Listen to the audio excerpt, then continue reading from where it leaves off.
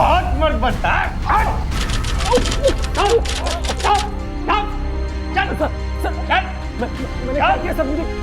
क्यों लेके चल के तेरी सारी मर्दानगी निकालता हूँ। चल। लेकिन मैंने किया क्या सर, मुझे बताओ तो सही, क्या किया मैंने?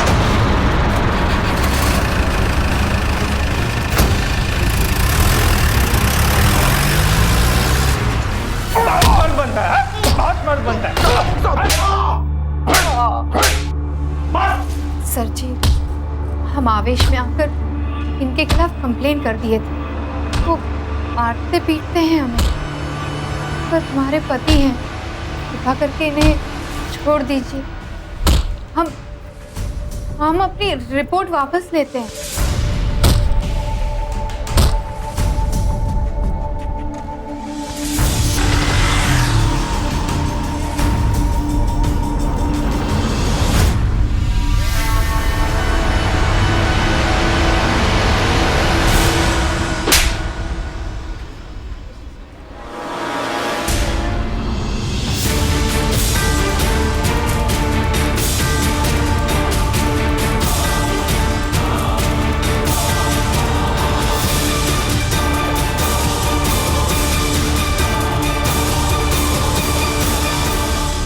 आज के बाद अगर हमें आंख दिखाने की कोशिश भी की ना, तो इससे बदतर हाल करेंगे हम, समझे?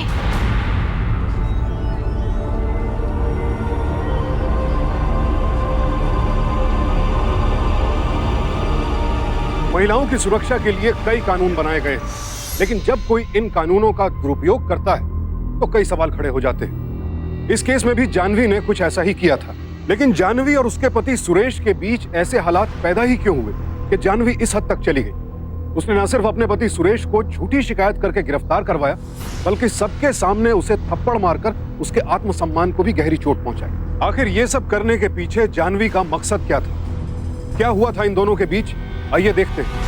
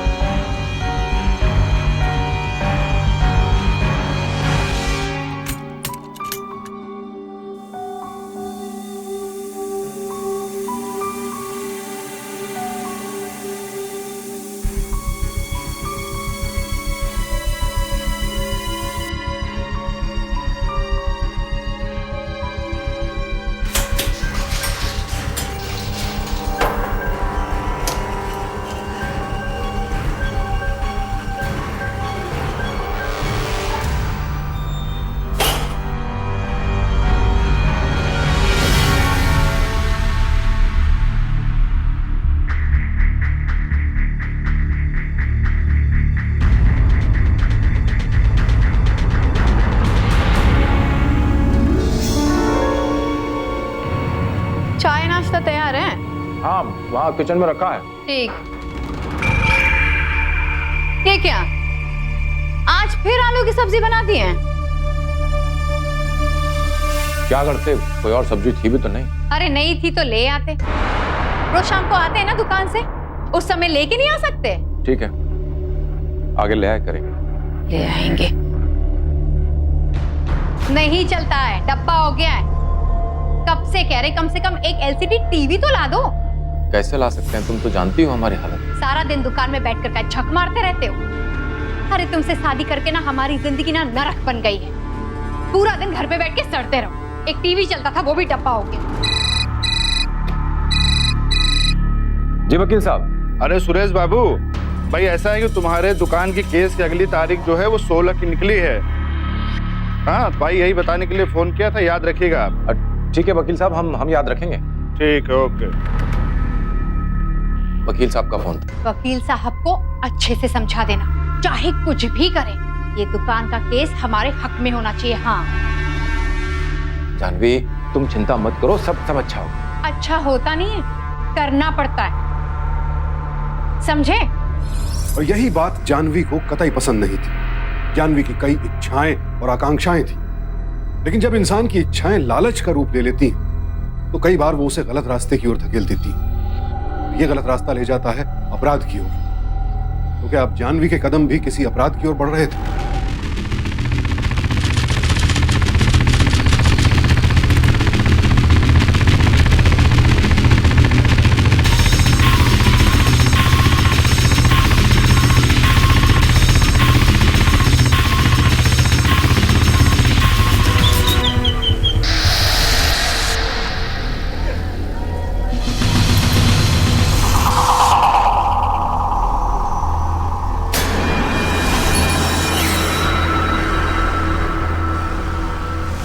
योगेश भैया, सुबह सुबह आप यहाँ?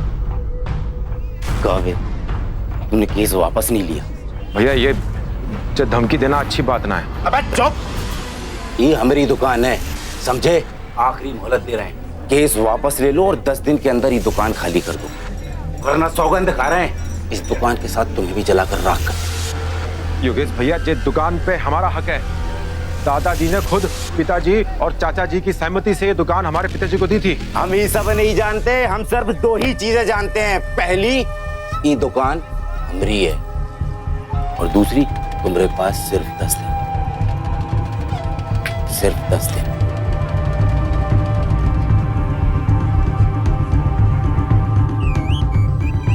याद रखना, सिर्फ 10 दिन है तुम्हारे पास, उसके बाद होली होगी।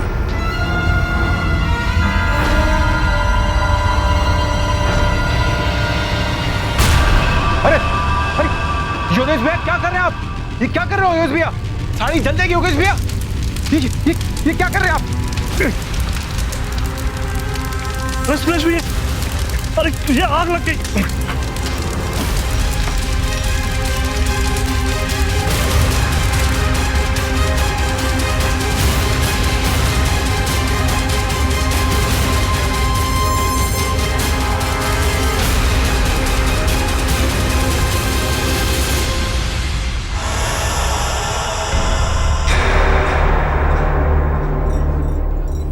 बंद कर लो, वरना मक्खी चली जाएगी।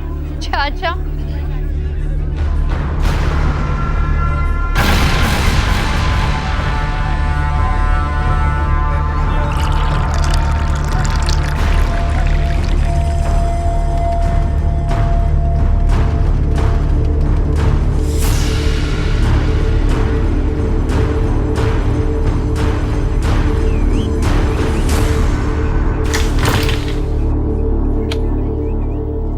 अजी सुनते हैं?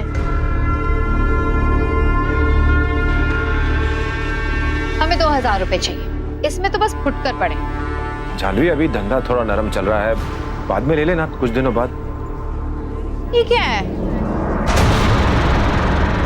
वो ये कुछ नहीं, वो ऐसे ही कुछ। ऐसे ही कुछ क्या? ये साड़ी जल कैसे गई? कुछ नहीं, तुम रहने दो। रहने कैसे दे? नुकसान है ये। अरे तुम इसे रहने दो, कुछ भी नहीं है। अरे काहे रहने दें? अरे सुरेश भाई, बता दो ना कि आपका चचेरा भाई आया था, सारा कर्मकांड उसी का है। धमकी देके गया है कि अगर 10 दिन में केस वापस नहीं लिया तो पूरी दुकान को आग लगा देगा। और तुम चुपचाप खड़े रहे? नहीं जानवी, हम शाम को जाएंगे थाने उसकी शिकायत करने के लिए, दुकान बंद करके। अरे कांड अभी हुआ है, शाम को दुकान बंद करके जाएंगे रिपोर्ट लिखाने। रहने दो, तुमसे ना सच में कुछ नहीं होगा। हम अभी थाने जाके उसकी दबंगई निकलवाएंगे। ऐसे कैसे? जानवी तुम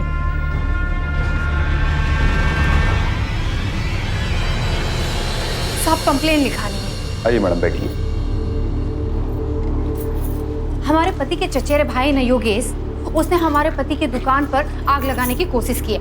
आप FIR दर्ज कीजिए। कब हुआ मैडम ये सब? और आप उस वक्त वहाँ थी क्या?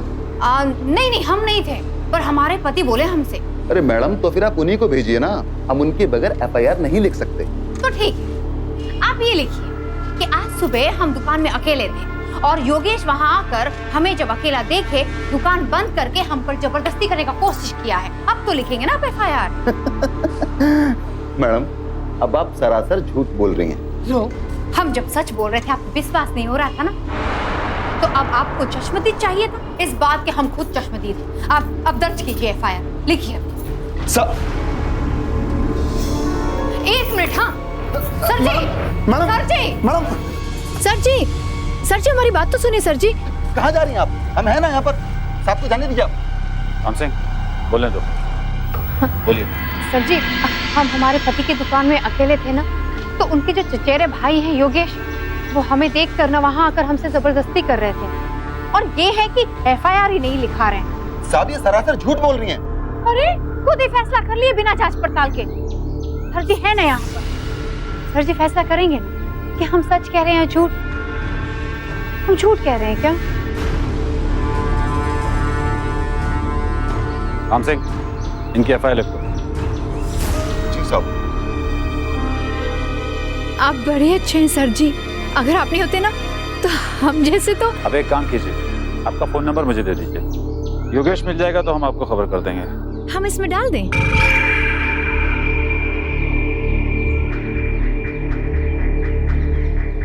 सर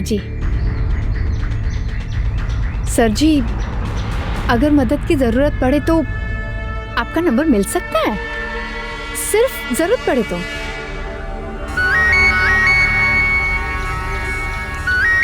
मेरा नंबर है, सेव कर लीजिए। जी कर लेंगे सेव। सर जी एक छोटी सी बात है, वो योगेश है ना, उसने हमारे पति की दुकान पर ना केस कर दिया है कोर्ट में। कह रहा है कि वो उसकी दुकान है। सर जी ऐसा कुछ कर दीजिए ना कि वो केस ना हम जीत जाएं। देखिए, कोर्ट का तो हम कुछ नहीं कर सकते, लेकिन हाँ, आप इतना कह रही हैं तो योगेश का इलाज हम कर सकते हैं। हाँ बहुत बहुत धन्यवाद। इंस्पेक्टर सतीश वर्मा अपने पद का दुरुपयोग करके गैर कानूनी तरीके से जानवी की मदद के लिए राजी हो गए। पुलिस जनता की सेवा और सुरक्षा के लिए है, लेकिन जब भी कोई आला अधिकारी इस तरह से अपनी ताकत का गलत इस्तेमाल करता है, तब जनता का पूरे डिपार्टमेंट से विश्वास उठने लगता है। उधर जानवी अपने स्वार्थ के लिए किसी भी हद तक जाने को तैयार थी। देखना यह था कि उसका यह लालच सुरेश की जिंदगी को किस मोड़ पर ले जाएगा।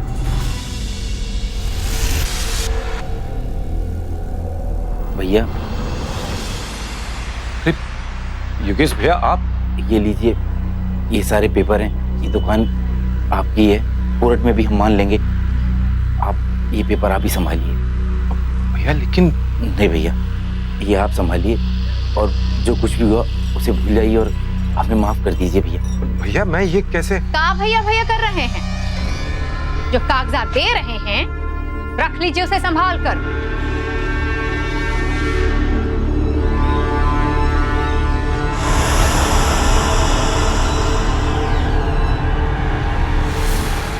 सतीश जी आप बड़े ही दरिया दिल हैं।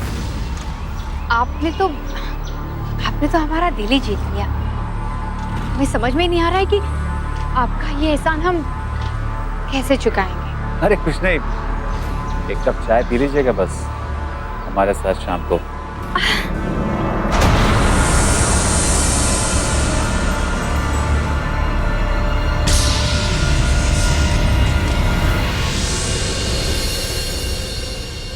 जयराम जी के भैया। अरे जयराम जी की। लीजिए प्रसाद खाइए। अरे किस खुशी में? हमने हनुमान जी से मन्नत मांगी थी कि हमारी दुकान का केस खत्म हो जाएगा तो हम प्रसाद चढ़ाएं। अरे बहुत बढ़िया, ये तो बहुत ही बढ़िया काम हो गया आपका। बस ये सब हमारी पत्नी की वजह से हुआ है। क्या बात है, क्या बात है। तो मिठाई बनती है अभी। खाओ खाओ, चलो बाकी सबको भी खिला के आते हैं।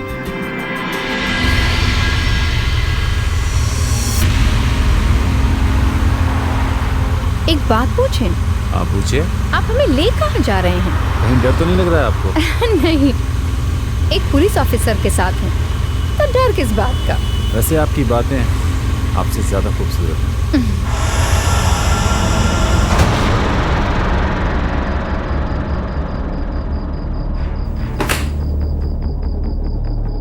जानवी,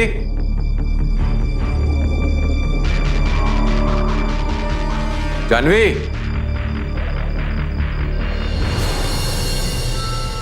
जानवी, यहां भी नहीं है। किधर गई?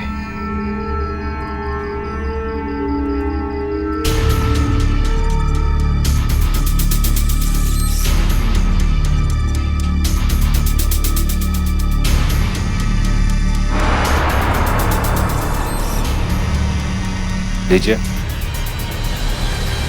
बात तो चाय की हुई थी ना?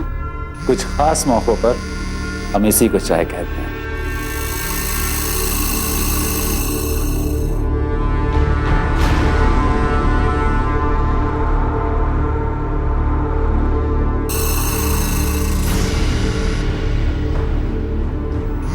लीजिए। लगता है आज आप हमें पूरी तरह से बिगाड़ देंगे।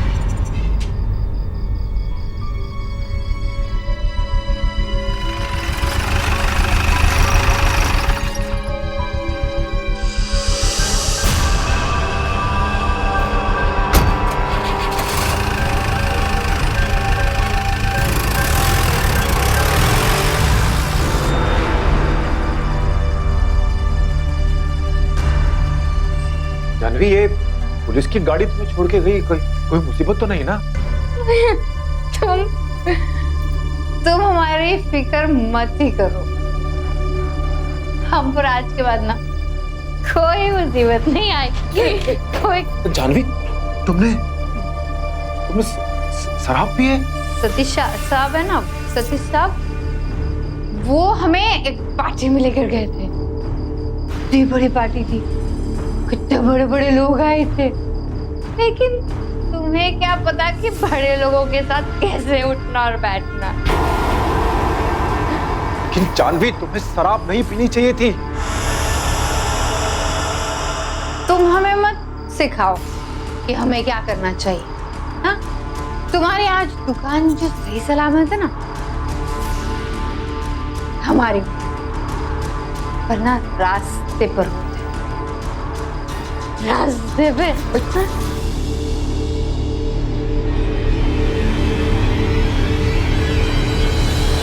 अरे चिंता की कोई बात नहीं है, समझे, तुम्हारा काम हो गया। राम राम भैया जी। राम राम भैया जी। हाँ, राम राम। सुरेश जी, ये गौतम जी हैं, हमारे बहुत पुराने मित्र। बड़े बाजार में इनकी बड़ी दुकान है, ये आपसे कुछ कहना चाहते हैं। हाँ, बोलिए ना। भैया जी, हमें पता चला कि कैसे आपने अपने चचेरे भाई के झूठे केस से अपना पीछा छुड़वा लिया। भैया, हमारी भी जमीन पर हमारे ममेरे भाई ने झूठा केस कर रखा है। अब आप ही कोनो उपाय बताइए तो हमारा भी पीछा छूटे उनसे। देखिए भैया, ये सब तो हमारी पत्नी का कमाल है। हम उनसे बात कर देखते हैं क्या कहती हैं वो। जैसा आप ठीक समझे भैया। अरे लो, तुम्हारी किस्मत अच्छी है, भाभी जी भी आ गई। राम राम भाभी जी। अब आप ही हमारी कोई मदद कर सकती है। हम हमारे जमीन का जो केस चल रहा है उसे खत्म करवा दीजिए। भाई, लाखों की जमीन है, कोड़ियों के भाव बनकर रह गई है। ऊपर से कोर्ट ने स्टे डाल रखा है, बेचना चाहे तो भी जमीन बेच नहीं सकते। बस आप ही कुछ कर दो, बड़ा मेहरबानी होगा भाभी। भैया, हम देखते हैं हम क्या कर सकते हैं आपके लिए। ठीक है, अच्छा तो हम जाते हैं। राम राम भैया जी। राम राम भाभी। ये क्या है? देख लो, अगर किसी की मदद हो जाए तो अच्छा है। ठीक।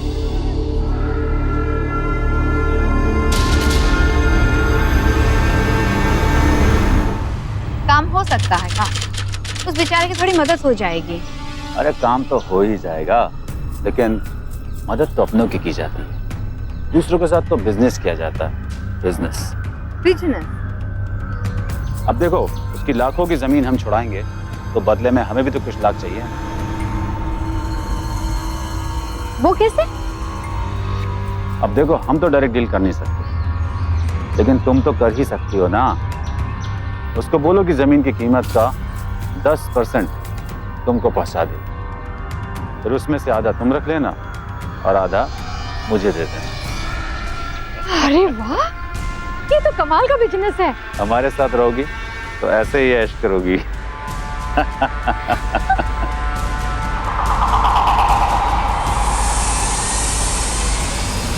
आपकी जमीन की कीमत है 40 लाख रुपए। उसका आप हमें बस 20% दे दीजिए। 20%? सिर्फ 8 लाख रुपए तो है, लेकिन हाँ, काम पक्का हो जाएगा। लेकिन भाभी जी, हम तो सोच रहे थे कि आप हमारी मदद कर देंगी। तो मदद ही तो कर रहे हैं, हजारा सी कीमत ले रहे हैं। आप तो जानते हैं भाई साहब, आजकल तो मुफ्त में पानी भी नहीं मिलता। आप तैयार हैं तो बोलिए। हम तैयार हैं, लेकिन काम तो हो जाएगा ना? हो गया समझिए। आप आधे पैसे पहले दे दीजिए, आधे काम होने के बाद देना। ठीक है। 2 दिन में पैसों का इंतजाम करके इसके अंदर डाल के इसे अच्छे से पैक करके ना हमारे पति की दुकान में दे जाना। ठीक। नमस्ते।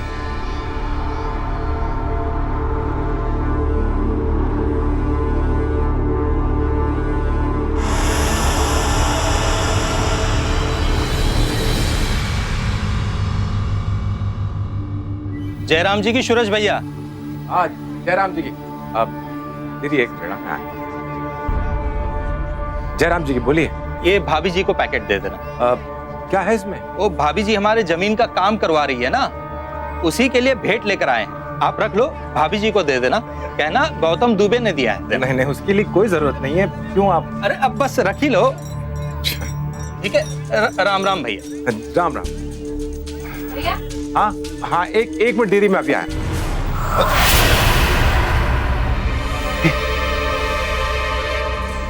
अरे ओ भाई साहब।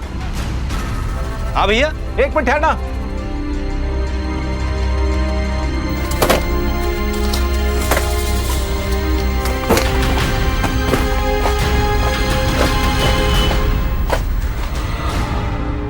कहा हुआ सुरेश भैया? इसमें तो पैसे हैं। अरे यही तो मांगे थे भाभी जी ने भैया। भाभी, किस लिए? काहे भोले बनत रहे हो भैया? भाभी जी हमारे जमीन का काम निपटवा रही है ना, उसी के तो वास्ते हैं ये सब। नहीं नहीं भाई साहब, आप ये पैसे रखिए और लेके जाइए। अरे भैया मगर आप लेके जाइए। मैं भाभी जी से बात करता हूँ, रुकिए। हाँ हाँ लगाइए।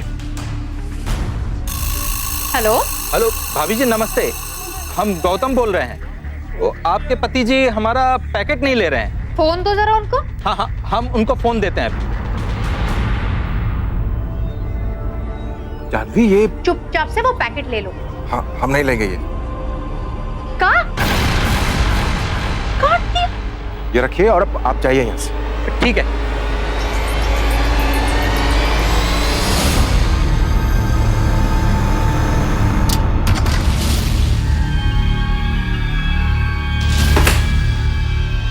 वो पैकेट क्यों नहीं लिया? तुम हमें भी अपने गलत कामों के अंदर भागीदार बना रही हो। हम बिजनेस कर रहे हैं, पैसे कमा रहे हैं, जो तुम कभी नहीं कर पाओगे। जानवी, पैसे लेके लोगों का काम करना रिश्वत लेने के समान है। ना हम खुद रिश्वत लेंगे और ना ही हम तुम्हें लेने देंगे। हम कोई गलत काम नहीं कर रहे हैं। अरे पैसे कैसे कमाए जाते तुम्हें पता भी है? अभी के अभी दुकान जाओ, हम उसे फोन करते वहां बुलाते हैं, पैसे लेकर ही आना। जानवी, वो हमारी दुकान है, हमारी रोजी रोटी है। अनजाने में सही, पर तुम हमसे बहुत गलत काम करवाने वाली थी, लेकिन हमसे नहीं होगा, कभी नहीं होगा।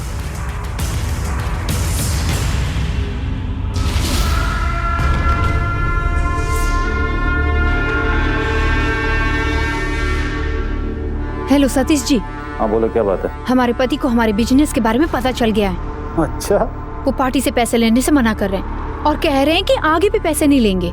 कोई बात नहीं, थोड़ी देर में उसका मिजाज भी बदल जाएगा। तुम हमारी बात ध्यान से सुनो।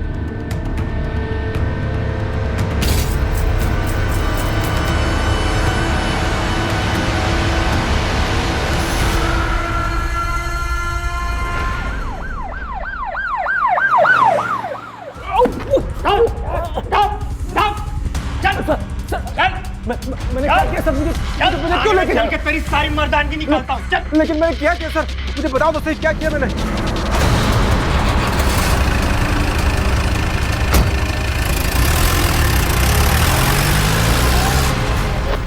मर्द बनता है, बहुत मर्द बनता है। सर जी, हम आवेश में आकर इनके खिलाफ कंप्लेन कर दिए थे। वो मारते पीटते हैं हमें, पर हमारे पति हैं, कृपा करके इन्हें छोड़ दीजिए। हम अपनी रिपोर्ट वापस लेते हैं।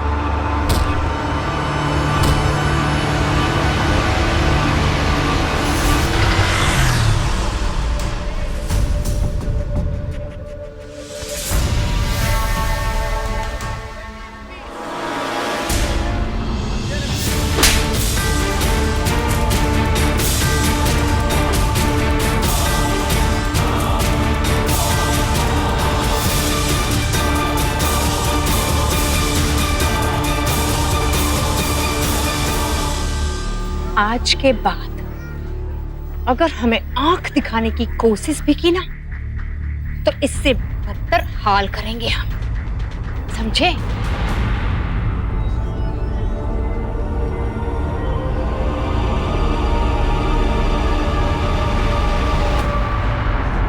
जानवी अब इंस्पेक्टर सतीश वर्मा के लिए काम करने लगी और सतीश वर्मा ने बड़ी चालाकी के साथ जानवी के साथ मिलकर अपना गोरख धंधा शुरू कर दिया। जिस किसी को भी जमीन, मकान या दुकान को लेकर कोई परेशानी होती, वो जानवी से मिलता और फिर जानवी बड़ी चालाकी से उससे पैसा लेकर उसका काम करवाने लगती। जानवी के पति सुरेश को ना चाहते हुए भी इस गोरख धंधे का हिस्सा बनना पड़ा, क्योंकि जानवी पैसे उसके द्वारा ही मंगवाती थी और वो चुपचाप वो पैसे लाकर जानवी को दे देता। जैसे जैसे जानवी के पास पैसे आने लगे, उसके रहन सहन का ढंग भी बदलने लगा।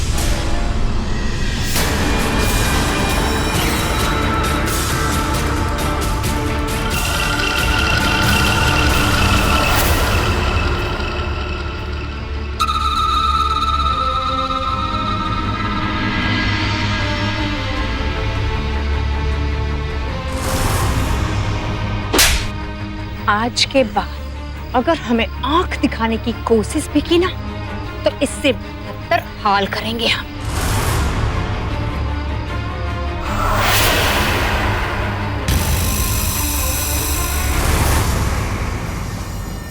घर क्यों नहीं आए? यहाँ काहे बैठे हैं? हम कुछ पूछ रहे हैं। घर तो आए थे, पर तुम्हें और उससे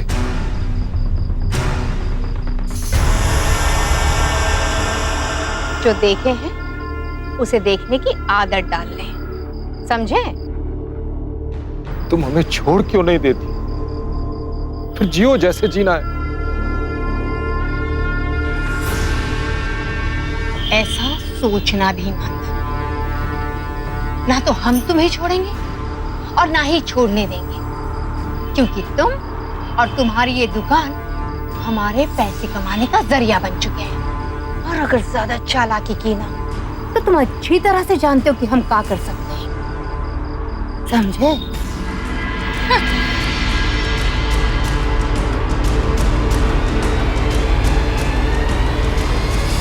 पांडे जी से कहिएगा, अगर पैसे नहीं दिए ना तो काम नहीं होगा।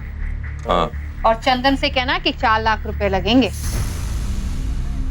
बेटे, और हमें तुम्हारी मदद की जरूरत है। बोलिए। हफ्ता भर पहले हम घर को ताला लगाकर तीर्थ यात्रा गए थे। वापसी में आके देखा तो कुछ बदमाशों ने हमारा घर पर कब्जा कर लिया है। अब वो हमें घुसने भी नहीं देते हैं अंदर। आपके पति और बेटा क्या कह रहे हैं? हमारा तो इस दुनिया में कोई नहीं है, हम बिल्कुल अकेले हैं। कृपा करके हमें हमारा घर वापस दिलवा दीजिए। हम मजबूरी में हमें किराए के घर में रहना पड़ रहा है बेटा।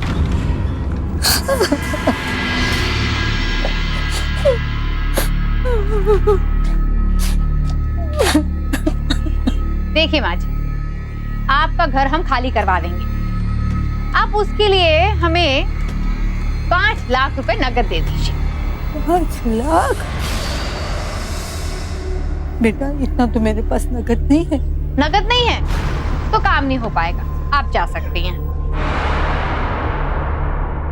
लोकल में थोड़े गहने जरूर हैं, तो मैं आपको दे दूं।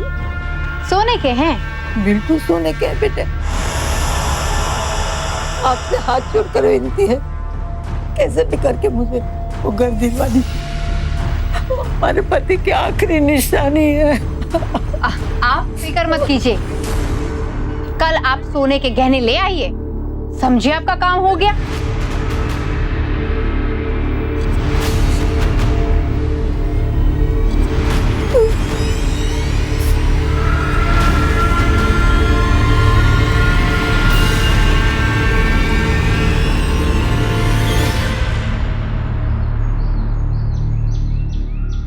उस बुढ़िया के पास कैश नहीं, वो अपने गहने दे दी। ऐसी बेवकूफ़ी कभी मत करना। जेवर लेने में बहुत ही बड़ा रिस्क है। लेकिन हमने तो हाँ कह दिया है। मना कर दो। ऐसे धंधों में लेन देन कैश में ही होना चाहिए, समझी? ठीक है।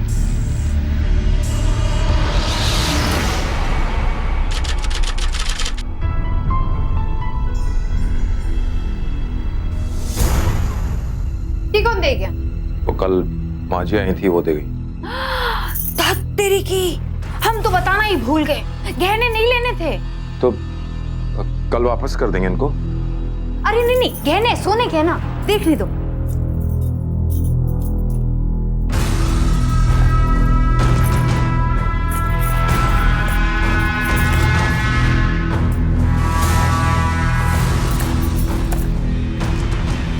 वाह, गहने तो बहुत सुंदर हैं। अब आ गए ना तो रख ही लेते हैं। वैसे भी घर में आई हुई लक्ष्मी को इस तरह जाने देता है क्या? Cheers! वाह वाह वाह, क्या बात है। जानवी, ये सारे लोग बहुत ही पावरफुल लोग हैं। सरकारी विभागों में बड़ी बड़ी पोस्टों पर बैठे हुए हैं, कोई भी काम कर सकते हैं। हाँ हाँ, क्यों नहीं। जानवी जी, आपके लिए तो हम कुछ भी कर सकते हैं। अरे किसी दिन हमें भी आजमा के देखिए ना। हाँ हाँ, क्यों नहीं। देख नहीं रहे हो हम मेहमानों के साथ बात कर रहे हैं? जाओ यहाँ से, हम दुकान का हिसाब कल सुबह कर लेंगे। जाओ। कौन है? नौकर है, वो दुकान का हिसाब देने आया था, कोई खास नहीं। आप लोग लीजिए ना। नहीं, मैं आपको फोन करूंगी। हाँ कल।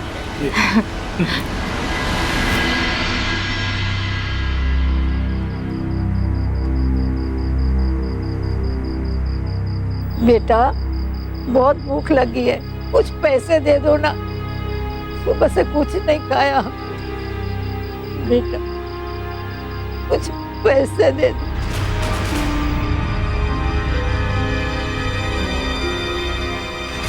अजी, आप इस हाल में?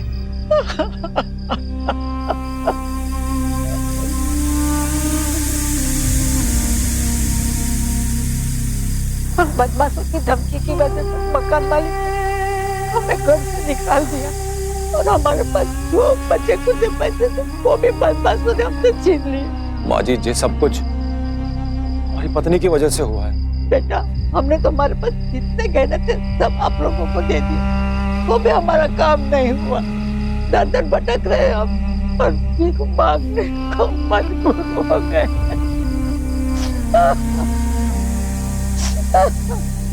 वो बुजुर्ग महिला जिस हालत में थी, शायद सुरेश के हालात उससे खास बेहतर नहीं थे। सुरेश कई दिनों से जानवी के जुल्मों सितम का शिकार हो रहा था और चाहकर भी कुछ नहीं कर पा रहा था।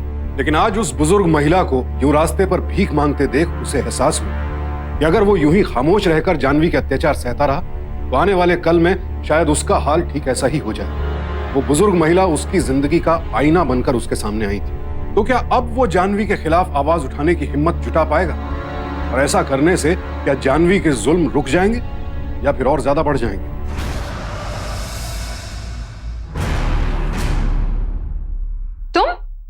तुम यहाँ क्या कर रही हो? नाश्ता। तो तुम इन्हें यहाँ लेकर आए हो? माँ जी आप आराम से नाश्ता कीजिए। खबरदार इसे एक दाना भी दिया तो ये बुढ़िया निकल यहाँ से। ये यहाँ से नहीं जाएंगी। तुम्हारी इतनी हिम्मत? बस बहुत हो गया, चुपचाप जाओ और जाके इनके जेवर वापस लेके आओ। ये यहाँ से तभी जाएंगी। लगता है बहुत चर्बी आ गई। पुलिस बुलवाओ, इतने डंडे पड़ेंगे ना कि सारी हड्डियां टूट जाएंगी। डंडे तुम्हें पड़ेंगे जब ये जाके पुलिस में तुम्हारे खिलाफ शिकायत करेंगी। ये जाएगी पुलिस में मेरे खिलाफ? हाँ यही करेंगी, क्योंकि इनके जेवर तुम्हारे पास हैं और इनके पास उसकी रसीद। चोरी का झूठा इल्जाम लगाते हो इनको देर नहीं लगेगी। इसे चुपचाप जाओ और जाके इनके जेवर लेके आओ। जाओ।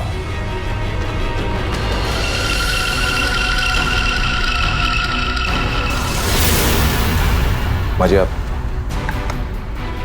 खाना खाइए।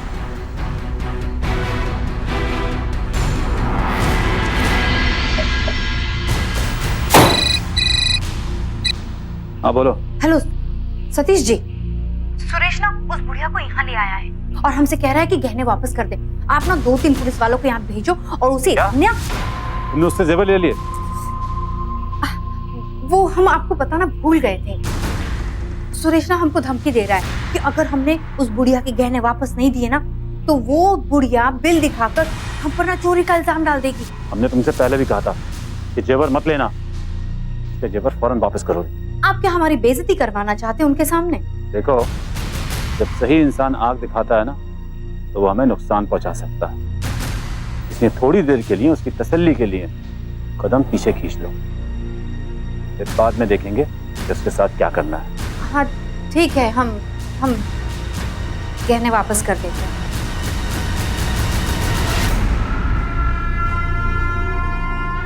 माँ जी ये लीजिए आपके गहने। अगर आपने कैश दिए होते तो अब तक आपका काम हो गया होता। फिलहाल आप ये गहने रखिए, जब भी कैश आए ना तब आ जाइएगा, आपका काम पक्का हो जाएगा।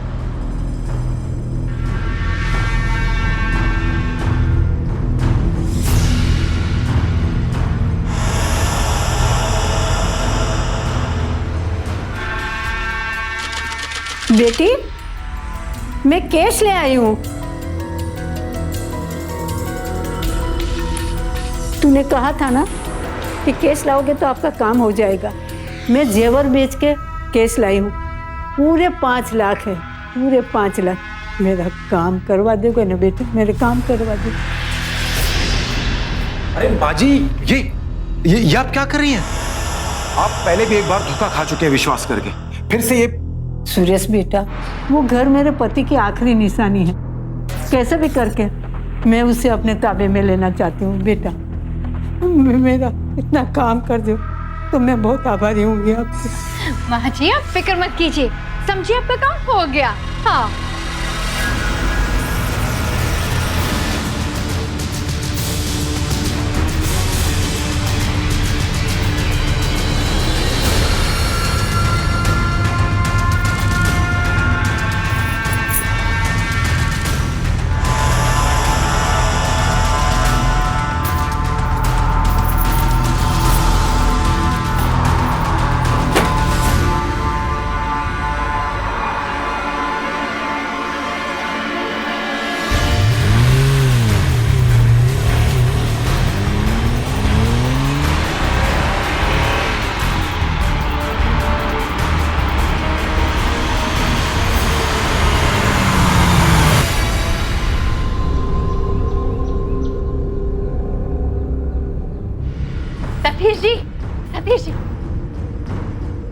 बुढ़िया ने ना हमें गहनों के बदले ना कैश दे दिया है, ये देखो।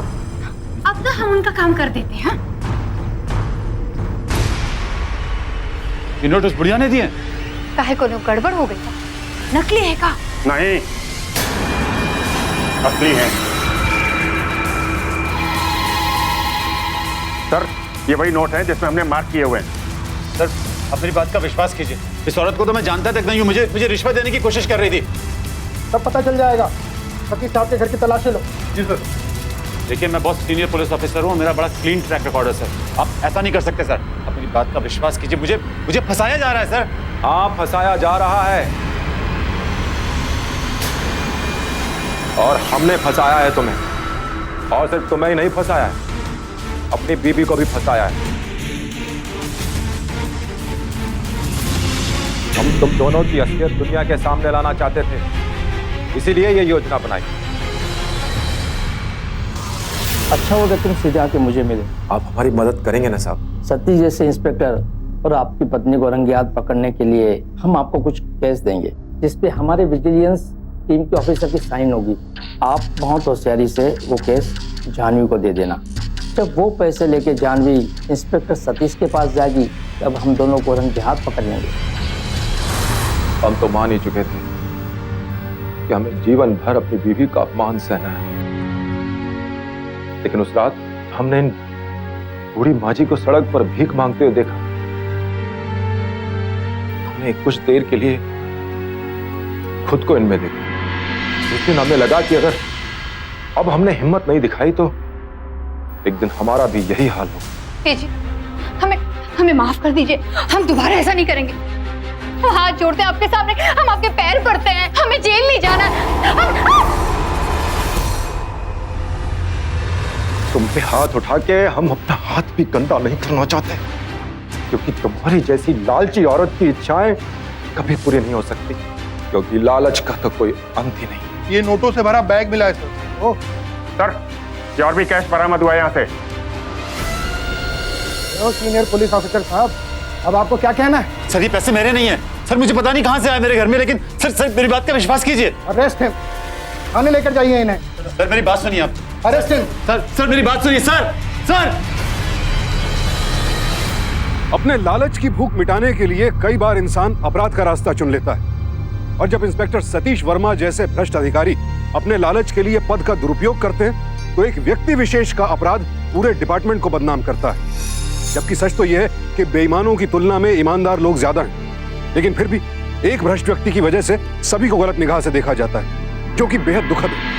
इस केस में आखिरकार सुरेश की हिम्मत और कोशिश रंग लाई और जानवी और इंस्पेक्टर सतीश वर्मा को रंगे हाथों पकड़ लिया गया। इंस्पेक्टर सतीश वर्मा को उनके पद से तो निलंबित किया ही गया, साथ ही साथ सुरेश गुप्ता को गैर कानूनी तरीके से गिरफ्तार करने के लिए और सरकारी अधिकारी होते हुए लोगों से गलत तरीके से पैसा लेने के लिए 3 साल कैद की सजा सुनाई गई। उनका साथ देने वाली जानवी गुप्ता को लोगों से गलत तरीके से पैसा वसूलने के लिए 3 साल कैद की सजा हुई। तो देखा आपने किस तरह इंसान का लालच उसकी इज्जत, उसका घर, उसकी जिंदगी सब कुछ बर्बाद कर देता है। इसीलिए बड़े बुजुर्ग गलत नहीं कह गए कि लालच बुरी बला है। तो लालच से रहें दूर, रहें सावधान, सतर्क और सुरक्षित।